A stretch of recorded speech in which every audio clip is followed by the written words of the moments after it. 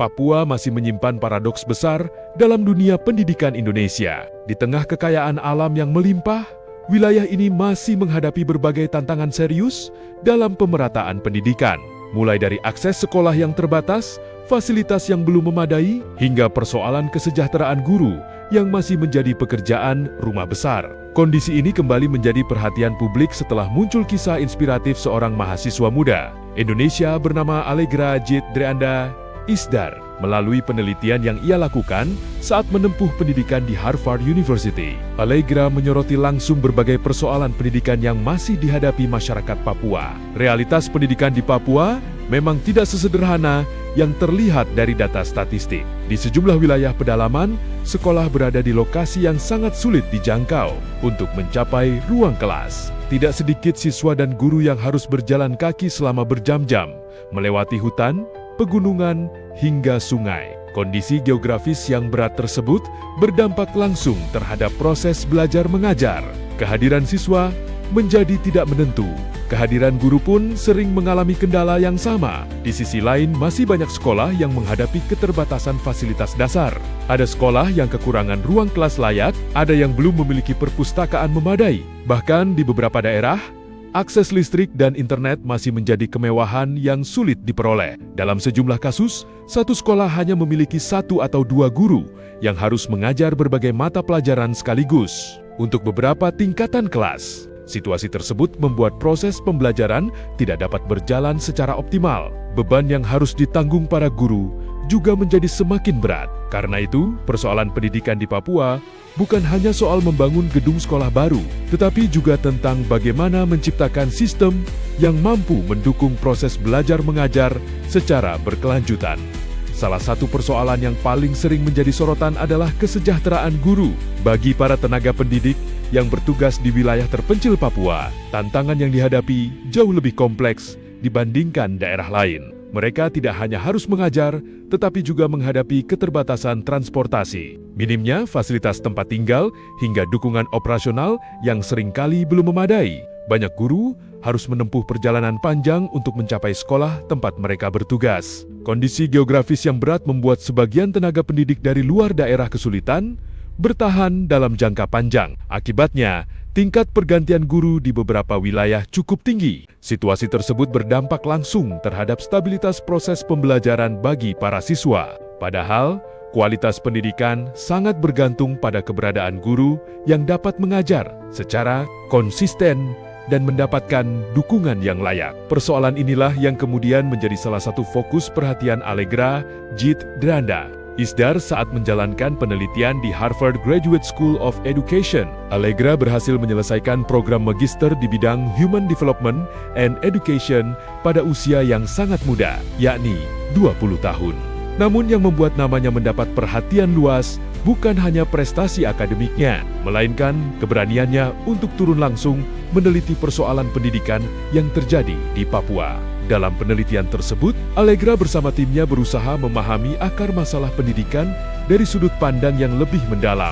Hasil yang mereka temukan ternyata cukup menarik. Menurut Allegra, persoalan ketidakhadiran guru tidak selalu disebabkan oleh kurangnya komitmen atau tanggung jawab. Seringkali masalah utamanya justru terletak pada akses. Guru bukan tidak ingin datang ke sekolah, tetapi dalam banyak situasi, mereka memang kesulitan mencapai lokasi sekolah karena kondisi geografis yang sangat menantang. Temuan tersebut memberikan sudut pandang baru dalam melihat persoalan pendidikan di Papua.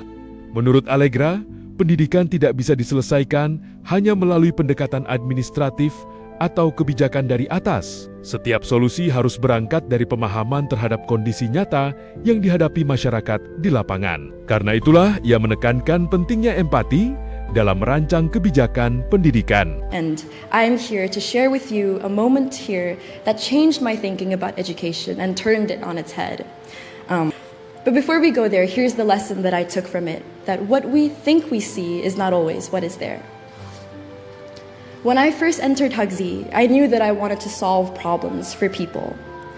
Growing up seeing a lot of education inequity in my hometown, I wrote in my statement of purpose that my purpose was to change these education realities for students back home, an ambition that I think many of you share.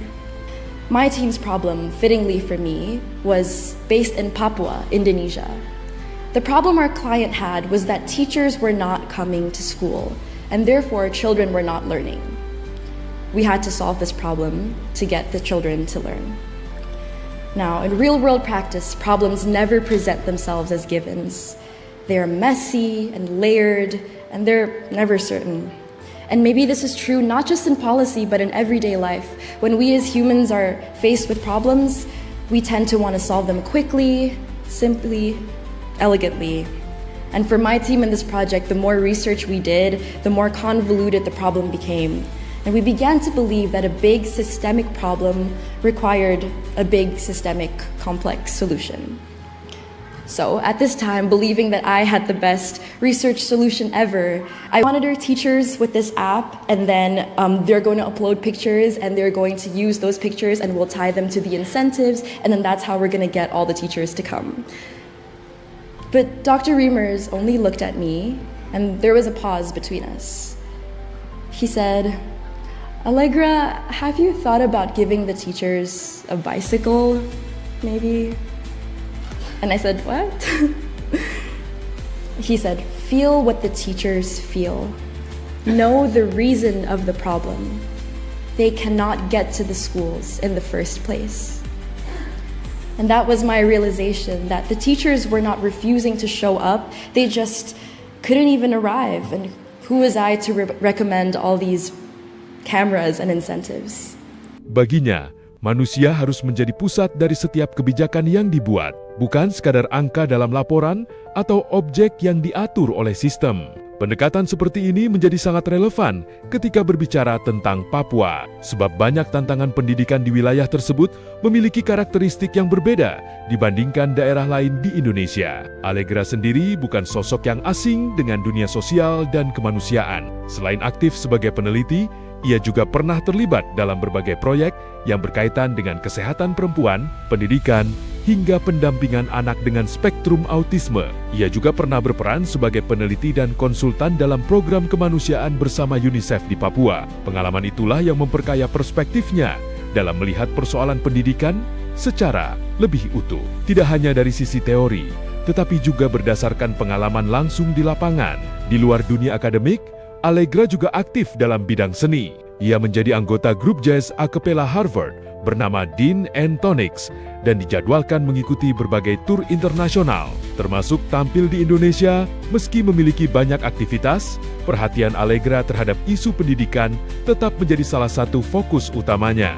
Kisah Allegra kemudian viral di media sosial dan mendapat banyak apresiasi dari masyarakat. Banyak warganet mengaku kagum melihat pencapaiannya di usia yang masih sangat muda. Dikutip dari kolom komentar Instagram, @_nolenglis, berbagai dukungan dan apresiasi mengalir untuk Allegra. Salah satu pengguna menuliskan bahwa Allegra sudah mampu berkontribusi untuk pendidikan Papua di usia yang masih sangat muda. Komentar lain juga menyampaikan doa dan harapan agar Allegra terus berkarya untuk Indonesia. Respons positif tersebut menunjukkan bahwa masyarakat masih memiliki harapan besar terhadap generasi muda yang mau terlibat dalam menyelesaikan berbagai persoalan bangsa. Kisah Allegra sekaligus menjadi pengingat bahwa perubahan seringkali dimulai dari keberanian untuk memahami masalah secara lebih mendalam.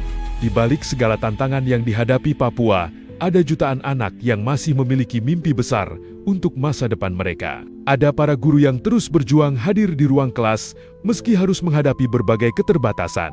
Dan ada banyak pihak yang terus berupaya mencari solusi agar pendidikan dapat menjangkau seluruh pelosok negeri secara lebih adil. Pada akhirnya, pendidikan di Papua bukan hanya tentang membangun gedung sekolah atau menyediakan fasilitas baru. Lebih dari itu, pendidikan adalah tentang memastikan bahwa setiap anak memiliki kesempatan yang sama untuk belajar, bahwa setiap guru mendapatkan dukungan yang layak untuk menjalankan tugasnya, dan bahwa tidak ada satupun wilayah di Indonesia yang tertinggal dalam memperoleh hak atas pendidikan yang berkualitas. Karena masa depan Indonesia tidak hanya ditentukan oleh mereka yang hidup di kota besar, tetapi juga oleh anak-anak di pedalaman Papua yang hari ini masih terus berjalan jauh demi mendapatkan kesempatan untuk belajar.